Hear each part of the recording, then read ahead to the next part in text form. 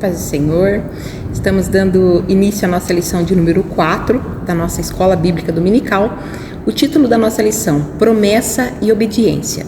E o texto áureo está lá em João, capítulo 14 e verso 15. Se me amardes, guardareis os meus mandamentos. Quando a gente ama verdadeiramente uma pessoa, eu creio que todo mundo que ama de verdade procura agradar aquela pessoa.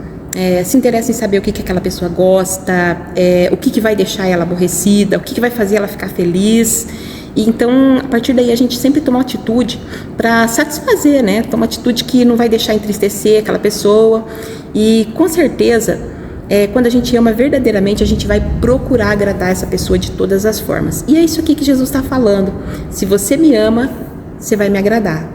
Então, como que a gente vai saber se a gente está agradando a Deus? Quando a gente anda de acordo com os mandamentos do Senhor, quando a gente anda nos princípios da palavra do Senhor, afastando de tudo aquilo que nos afasta de Deus, ajustando a nossa conduta de acordo com a palavra do Senhor. E a verdade prática da nossa lição, a obediência a Cristo demanda bênçãos espirituais que influenciam diversas áreas da nossa vida. E ao contrário do que muita gente pensa, o Evangelho é uma proposta de vida abundante. Então, tem gente que pensa que servir a Deus é viver num nível baixo, numa vida sofrida, numa tristeza muito grande, talvez até num estado de miséria, de sofrimento, mas não é isso não. Servir ao Senhor é uma proposta de vida abundante. Claro que a gente não vai estar isento de passar por dificuldade, de passar por situação complicada, crise, mudança de circunstância, assim, provação, guerra espiritual, escassez, até fome. Porém, nós vamos passar. Ninguém vai ficar numa condição dessa durante toda a vida que está servindo ao Senhor, andando em integridade, andando em obediência à palavra do Senhor. Lá em Isaías 1:19, está escrito assim, se quiserdes e me ouvirdes, comereis o melhor dessa terra. Então tem uma condição, se nós quisermos. Por quê? Porque Deus não impõe nada. Deus não nos impõe nada. Então, se você quiser e ouvir, você vai comer o melhor dessa terra. O que é esse ouvir? Ouvir significa obedecer, andar em integridade, andar de acordo com a palavra do Senhor. E as bênçãos vai nos acompanhar, como diz Deuteronômio 28, que é o que nós vamos tratar no decorrer dessa lição. Nós vamos falar a respeito disso. E é claro que, como eu disse, não nos isenta de passar por dificuldade. Isaías 43:2. Quando passares pelas águas, eu estarei contigo. E quando passar pelos rios, você não vai se afogar. E quando passar pelo fogo, a chama não vai te queimar. Então, assim, eu creio que quando o texto diz quando passares, significa que nós vamos passar. Vai chegar um momento da nossa vida que nós vamos sim passar por dificuldades terríveis. Mas aqui é um texto que deixa claro que o Senhor vai passar conosco, que Ele vai nos ajudar. Lá em João 10:10, está escrito assim, o ladrão não vem senão a roubar, matar e destruir, mas eu vim para que tenham a vida e a tenham em abundância. Então aqui Jesus está deixando claro que vai ter guerra, vai ter sofrimento, vai ter ameaça o tempo todo, mas existe uma promessa, eu vim para que tenham vida e a tenham em abundância. Então nós somos seres espirituais vivendo uma vida humana. Lá em Mateus 6:33 está escrito assim, buscar em primeiro lugar o reino de Deus e a sua justiça. E aqui Jesus está dizendo assim, que nós precisamos buscar por coisas espirituais, nós precisamos buscar em primeiro lugar as coisas espirituais, aquilo que agrada a Deus, nós precisamos buscar primeiro obedecer a Deus, viver em obediência. E aí Jesus continua assim, e todas essas coisas vos serão acrescentadas. Jesus estava dizendo, ele estava falando naquele contexto das coisas materiais. Jesus estava falando ali das outras áreas da nossa vida, das diversas outras áreas, né, que nós temos na nossa vida. Mas ele está dizendo que se nós priorizarmos a Deus, se a nossa prioridade for o reino de Deus, quando nós batermos, a porta vai ser aberta. Quando nós pedirmos, Ele vai nos responder. É isso que Jesus está dizendo aqui, a obediência tem recompensa. A obediência a Deus gera o cumprimento das promessas do Senhor na nossa vida. Nós precisamos entender qual é o propósito da nossa vida. Glória a Deus. Vamos para a nossa leitura bíblica em classe. Temos 2 leituras. A primeira leitura está lá em Deuteronômio, capítulo 29, verso 1, verso 9 até o 12. E nós vamos fazer junto essa leitura. E depois tem uma segunda leitura que está lá em Hebreus, capítulo 8, dos versos 6 ao 13. Mas nós vamos fazer a primeira, de Deuteronômio. Essas são as palavras do concerto que o Senhor ordenou a Moisés, na terra de Moabe, que fizessem com os filhos de Israel, além do concerto que fizera com eles em Horebe. Guardai, pois, as palavras desse concerto e cumpri-as, para que prosperais em tudo quanto fizerdes. Vós todos estáis hoje perante o Senhor, vosso Deus, os cabeças de vossas tribos, vossos anciões e vossos oficiais, todo o homem de Israel, os vossos meninos, as vossas mulheres e o estrangeiro, que está no meio do teu arraial, desde o rachador de lenha até o tirador de água, para que entres no concerto do Senhor, o teu Deus, e no juramento que o Senhor, teu Deus, hoje faz contigo. Essa promessa que Deus fez para Israel estava condicionada à obediência deles, se guardarem todas as palavras e cumprir, obedecer, então eles teriam prosperidade em tudo. A obediência, ela leva ao cumprimento de promessas específicas, tá? Então, no capítulo 28 do mesmo Deuteronômio ali, tá escrito ali as bênçãos da obediência, estão descritas ali todas as bênçãos da obediência, e também está descrito ali tudo que aconteceria ou tudo que eles iriam atrair caso desobedecessem. Então, a obediência traria a consequência de bênção e a desobediência trariam outras consequências ruins para eles. A desobediência traria a consequência de maldição para Israel. E aqui, nesse capítulo 29, o que Deus está dizendo? Vocês serão abençoados na fidelidade de vocês. De acordo com a fidelidade de vocês, a bênção vai estar na vida de vocês. E a leitura de Hebreus 8, mas agora alcançou ele o ministério tanto mais excelente quanto é o mediador de um melhor concerto, que está firmado em melhores promessas, porque se aquele primeiro fora irrepreensível, nunca se teria buscado lugar para o segundo, porque repreendendo-os, disse-lhes: eis que virão dias, diz o Senhor, em que a casa de Israel e com a casa de Judá estabelecerei um novo concerto, não segundo o concerto que fiz com seus pais, no dia em que tomei pelas mãos para os tirar da terra do Egito. Como não permaneceram naquele meu concerto, eu para eles não atentei, diz o Senhor, porque este é o concerto que, depois daqueles dias, farei com a casa de Israel, diz o Senhor. Porei as minhas leis no seu entendimento e em seu coração as escreverei, e eu lhes serei por Deus, e eles me serão por povo. Então não ensinará cada um ao seu próximo, nem cada um ao seu irmão, dizendo: conhece o Senhor, porque todos me conhecerão, desde o menor até o maior, porque eu serei misericordioso para com as suas iniquidades, e de seus pecados e de suas prevaricações não me lembrarei mais, dizendo: novo concerto, envelheceu o primeiro. Ora, o que vai se tornando velho, se envelhece e perto está de acabar. Aqui tem uma breve explanação do que era a lei, do antigo pacto e do novo concerto. E isso deixa evidente que a obediência a Deus e aos mandamentos continua sendo um fator primordial para que as bênçãos do Senhor venham sobre a nossa vida. E vamos para a introdução da nossa lição.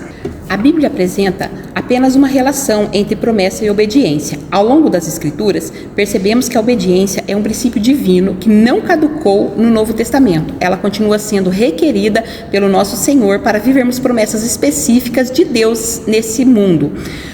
O Deus que prometeu no Antigo Testamento é o mesmo que prometeu no Novo e, ao mesmo tempo, exige do seu povo a obediência à sua palavra. Entretanto, quais são os termos da obediência no novo concerto, conforme revelado no Novo Testamento? E é o que estudaremos nessa lição. O cumprimento das promessas de Deus na nossa vida não tem a ver com aquilo que a gente pede para Deus, com aquilo que a gente ora e pede para Deus.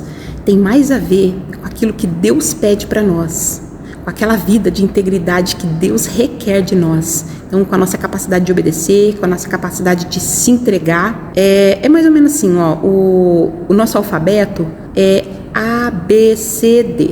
E o alfabeto de Deus é O, B, D, C. Então, não tem muito a ver com o que a gente pede, tem mais a ver com aquilo que Deus pede para nós, aquilo que Deus requer de nós, a nossa obediência às palavras do Senhor. E vamos para o primeiro ponto da nossa lição, a obediência no Antigo Testamento. Temos 3 subtópicos aqui. O primeiro deles, o concerto de Horebe. O concerto feito por Deus com o povo de Israel no deserto de Horebe era uma reafirmação das promessas que ele havia feito a Abraão e os seus descendentes. No deserto de Horebe, também denominado de Sinai, ficou patente que o concerto divino exigia santa obediência do povo para que fosse bem-sucedido entre as nações. Se diligentemente ouvirdes a minha voz e guardardes o meu concerto, então sereis a minha propriedade peculiar dentre todos os povos, porque toda a terra é minha.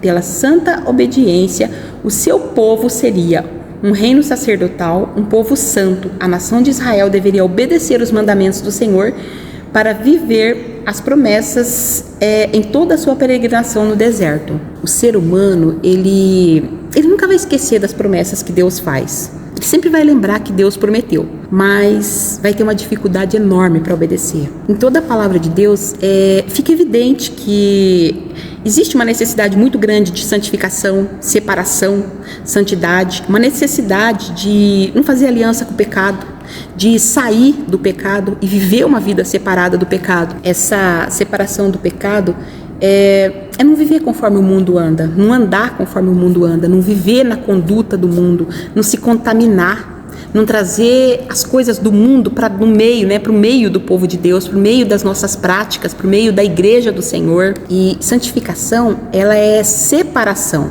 Então, Deus, a gente vai para o princípio, a gente vê que Deus ele não escolheu um grande povo para servir a Ele. Não, Deus foi lá e escolheu um casal. Ele separou um casal para fazer desse casal um grande povo.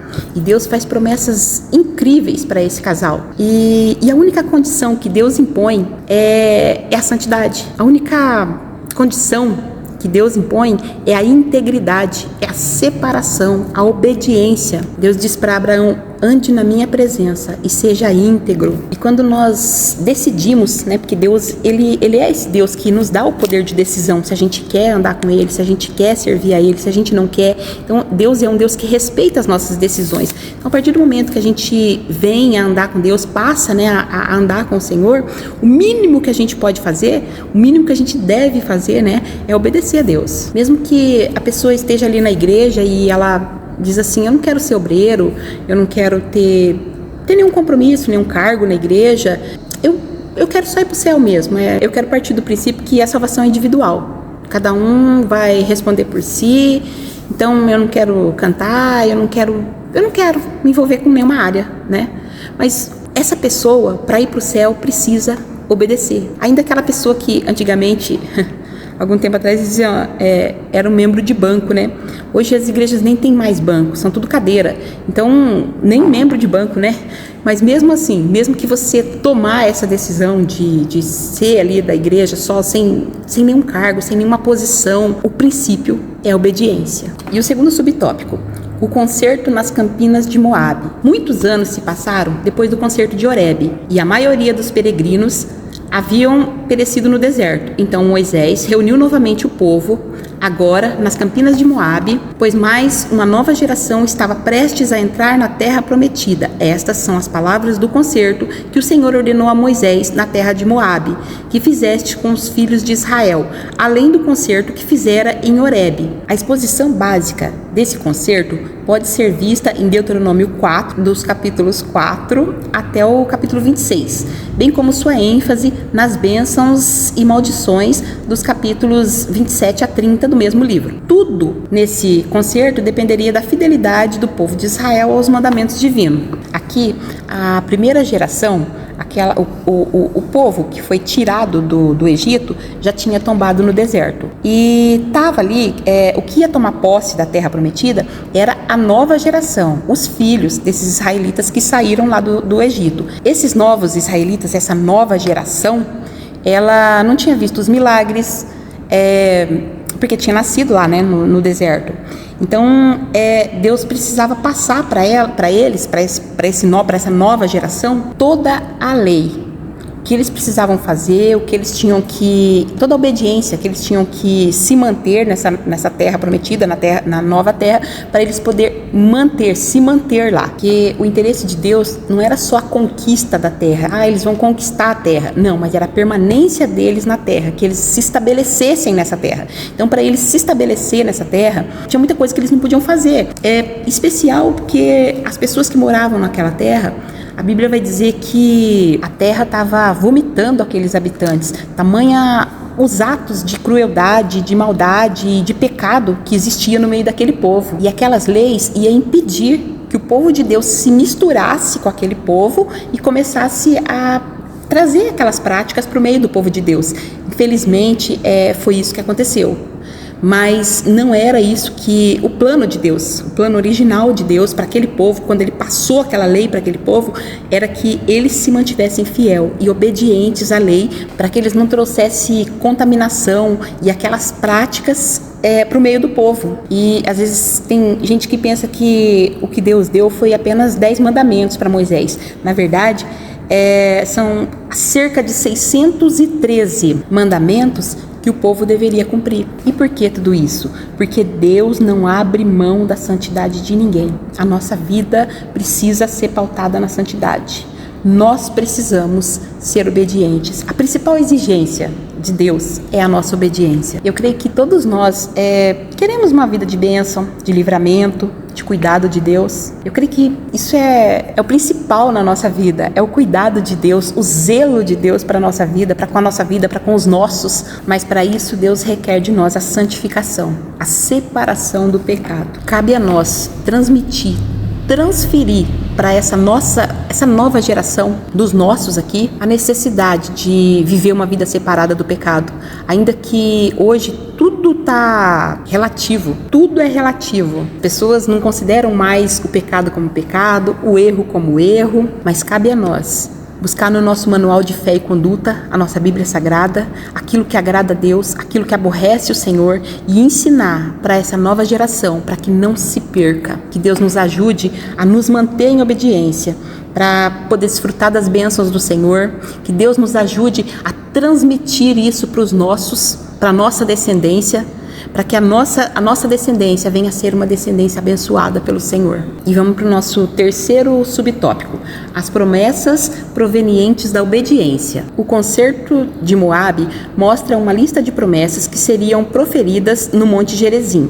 Bênçãos no campo, na cidade, na procriação, na vida doméstica, ao entrar e sair da terra, em todas as áreas da vida dos judeus, as bênçãos divinas seriam derramadas como consequência da obediência aos mandamentos divinos, estabelecidos no concerto proferido por Moisés. Também é verdade que as maldições seriam proferidas do Monte Ebal, como consequência da desobediência aos mandamentos do Senhor. Portanto, no Antigo Testamento, vemos que a obediência tinha uma relação direta ao cumprimento de uma promessa na vida do povo de Israel. Então é assim como Deus tem promessas de bênção para quem vive uma vida de fidelidade, o próprio Deus ele se encarrega de expor o que vai acontecer ou quais são as consequências da desobediência. E nós sabemos que obedecer atrai bênçãos e desobedecer incorre em consequências da desobediência, nas consequências da desobediência. Lá em Deuteronômio 30:19 está escrito assim,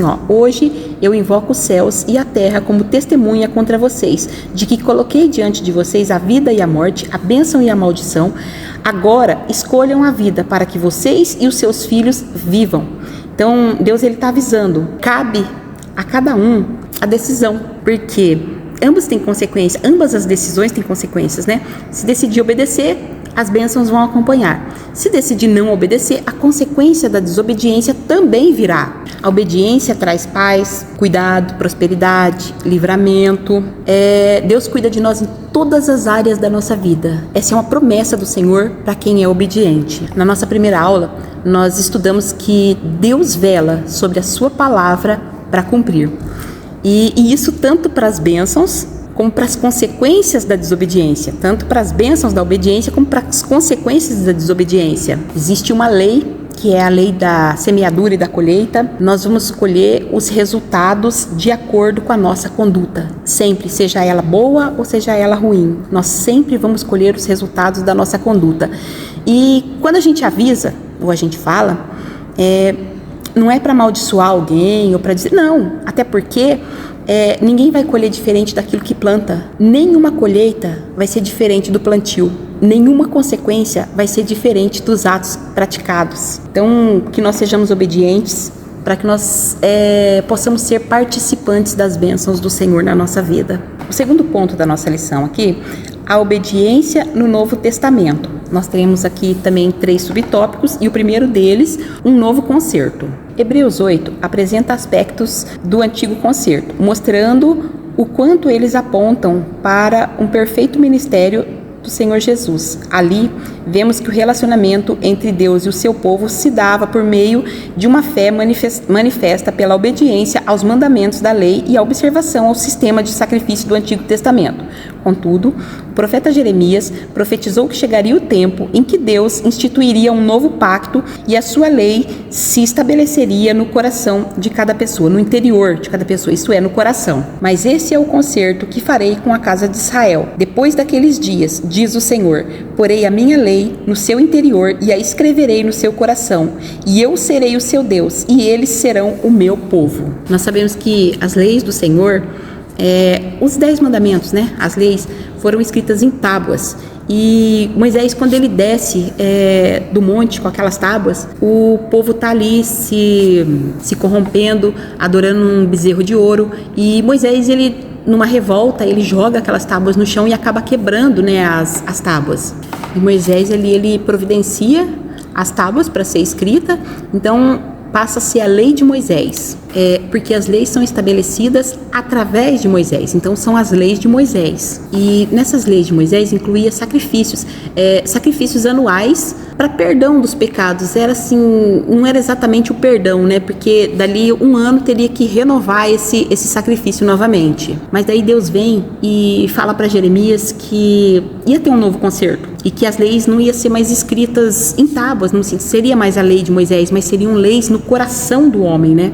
Então aqui Deus já estava se referindo a uma mudança de natureza, a mudança da natureza humana. Eu creio que já seria o novo nascimento. Porque o que eram essas leis, né? Lembra quando no Sermão do Monte Jesus fala para as pessoas assim que elas não praticavam os atos que a lei de Moisés condenava, mas elas desejavam isso dentro do coração. Então Jesus ali, ele traz uma proposta de rejeitar o pecado dentro do coração, uma purificação. E nós sabemos que para que isso aconteça dentro de nós, para a gente rejeitar o pecado, para a gente se entristecer com o pecado, para quando a gente imaginar algo dentro de nós e a gente ficar triste com aquilo e já saber na hora que aquilo não é de Deus, não provém de Deus, e a gente não desejar fazer, nós precisamos da presença do Espírito Santo em nós. E o Espírito Santo, ele vem, ele está em nós através da graça que o Senhor nos concedeu pela morte de cruz,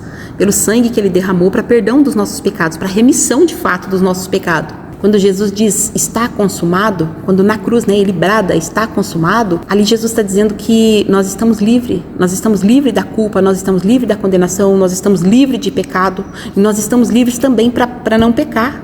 Nós temos o direito de não pecar mais, independente de quanto nós erramos, antes de realmente conhecer o Senhor, antes de realmente entregar a nossa vida para o Senhor. A partir do momento que nós nos entregamos para o Senhor, nós o reconhecemos como nosso Senhor e Salvador da nossa alma. E nós já falamos sobre isso. É muito fácil a gente querer o Senhor, querer Jesus como Salvador. O difícil é a gente querer Ele como Senhor, para obedecer, para andar de acordo com as suas palavras, para andar de acordo em conformidade com aquilo que o Senhor requer de nós. Então, quando nós recebemos Jesus como Senhor das nossas vidas, Ele reescreve a nossa história. E não importa o quanto nós erramos, não importa o quanto nós pecamos, o Senhor reescreve a nossa história a partir do momento que nós nos entregamos de fato ao Senhor. Então, quando nós entregamos a nossa vida para o Senhor, existe uma transformação entre nós. Como o primeiro, que nada na Bíblia está por acaso mesmo, né? O primeiro grande milagre que o Senhor Jesus fez foi uma transformação Uma transformação. Lembra que Jesus transformou água em vinho? Pois então, é isso. É uma transformação. Então, quando nós nos entregamos para o Senhor, o primeiro grande milagre que acontece na nossa vida é exatamente isso. Essa transformação. A rejeição do pecado e a transformação da nossa natureza. Glória a Deus. Que nós possamos ser muito gratos ao Senhor por essa mudança de natureza, por essa transformação que o Senhor fez na nossa vida e que Ele vai fazer e continuará fazendo. Glória a Deus. Vamos para o nosso segundo ponto aqui. Jesus Cristo, o mediador. O Senhor Jesus é o mediador que estabelece o novo concerto, o novo pacto profetizado pelo profeta Jeremias. Em vista disso, podemos afirmar que o novo pacto é uma promessa de graça e amor de Deus aos que respondem com arrependimento e fé à oferta de salvação. Assim, o relacionamento de obediência entre os salvos e Deus se dá nos termos do novo concerto em que o Senhor Jesus é o verdadeiro mediador. Então vamos lá, ó. Em Cristo se cumpre toda a lei. Então é através de Cristo que o homem está liberto. Foi por meio de Cristo que nós adquirimos essa liberdade de sair da vida de pecado e escolher, né, a liberdade de não pecar mais. Então a graça não foi de graça, tá? A graça que nós adquirimos, o perdão dos nossos pecados, a liberdade, né? Essa liberdade que se chama graça, não foi de graça, foi um preço muito alto que o nosso Senhor pagou lá na cruz com o sangue dele, para nos redimir, para nos libertar, para nos dar essa liberdade de escolha, de não pecar, de seguir aquilo que o Senhor tem para nós. Jesus pagou essa dívida, ele pagou o preço do perdão dos nossos pecados. Então a morte de Jesus, o sangue de Jesus, né? Ele nos purificou de toda a culpa, ele nos perdoa de todo o pecado. E quando a gente está em Jesus, lá em Romanos 8:1, portanto, agora nenhuma condenação há para os que estão em Cristo. Então agora, depois dessa justificação, a gente não anda mais segundo a carne, mas andamos segundo o Espírito, somos guiados e dirigidos pelo Espírito. Que nós possamos ser gratos ao Senhor Jesus todos os dias da nossa vida, pelo grande sacrifício que Ele fez por nós. E o terceiro subtópico aqui, a obediência no novo concerto. Os ensinos do Novo Testamento mostram que a fé e a obediência andam lado a lado. Nosso Senhor ensinou: se me amardes, guardareis os meus mandamentos. Essa expressão, guardareis, também pode ser substituída por obedecereis.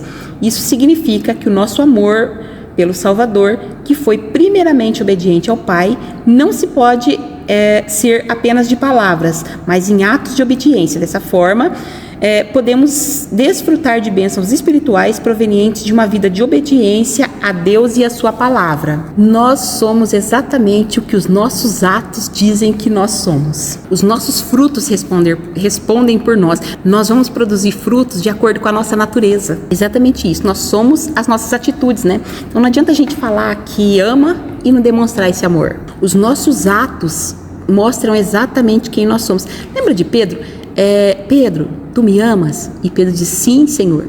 Então apacenta as minhas ovelhas. E Jesus faz essa pergunta para ele 3 vezes. E nas 3 vezes, quando ele diz que ama o Senhor, e que o Senhor sabe do amor que ele sente pelo Senhor, então o Senhor dá essa missão para ele, de apacentar as ovelhas. E Jesus, ele dá essa missão para Pedro, porque a igreja do Senhor custou muito cara. Não precisava ser alguém que realmente amasse ao Senhor. Então, Jesus demonstra um amor imenso, dando sua vida pelas almas, pela igreja, pelas ovelhas. Então, precisava ser alguém que realmente amasse muito ao Senhor. João 3,16. Porque Deus amou o mundo de tal maneira que Ele deu o seu Filho unigênito, que Ele deu o seu único Filho, Ele deu o bem mais precioso. Então, o amor é doador.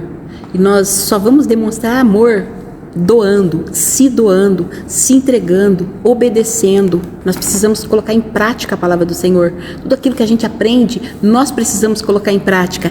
Essa é a vontade do Senhor. E é isso que Jesus disse: se você me ama, você guarda os meus mandamentos. E isso não é um peso para nós. Obedecer ao Senhor, andar de acordo com a palavra do Senhor, não é um peso para nós. É um privilégio. É um privilégio para nós obedecer ao Senhor, estar na presença do Senhor, viver em conformidade com tudo aquilo que diz a palavra do Senhor e buscar a perfeição cada dia mais, buscar nos aperfeiçoar no Senhor, buscar se separar mais, buscar a santificação, a santidade cada dia mais.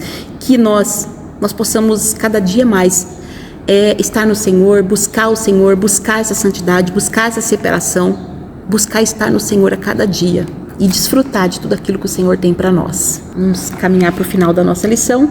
O terceiro ponto da nossa lição aqui, bênçãos provenientes da obediência a Cristo. 3 subtópicos e o primeiro deles bênçãos espirituais. No Novo Testamento, é o Espírito Santo que rege a vida dos que fazem parte do novo concerto por meio de Jesus mediante a fé.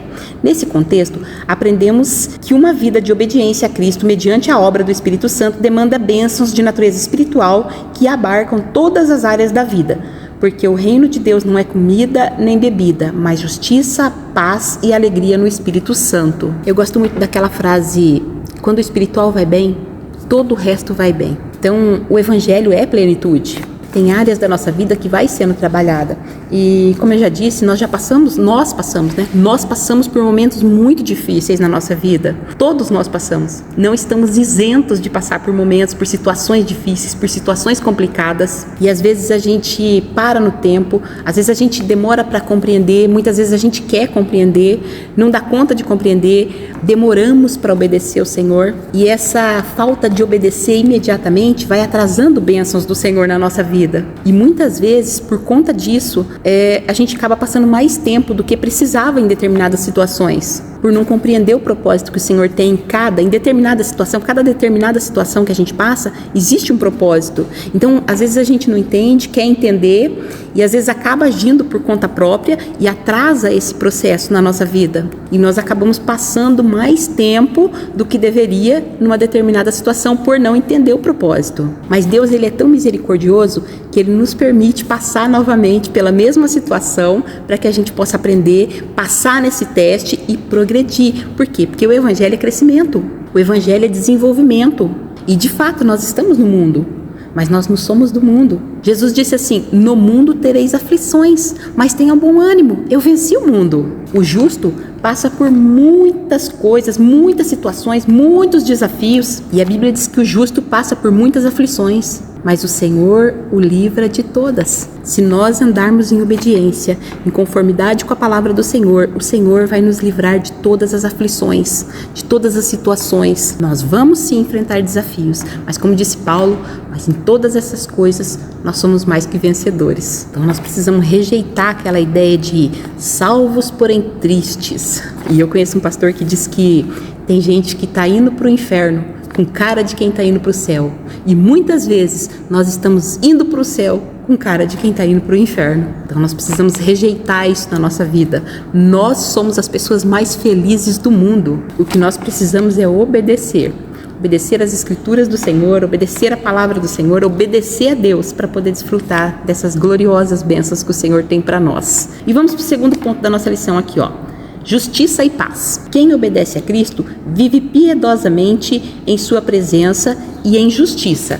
Desta forma, temos uma vida de retidão proveniente da fé e da obediência a Cristo, pois fomos justificados e santificados por Deus. Então, a paz que excede todo entendimento torna-se realidade em nós.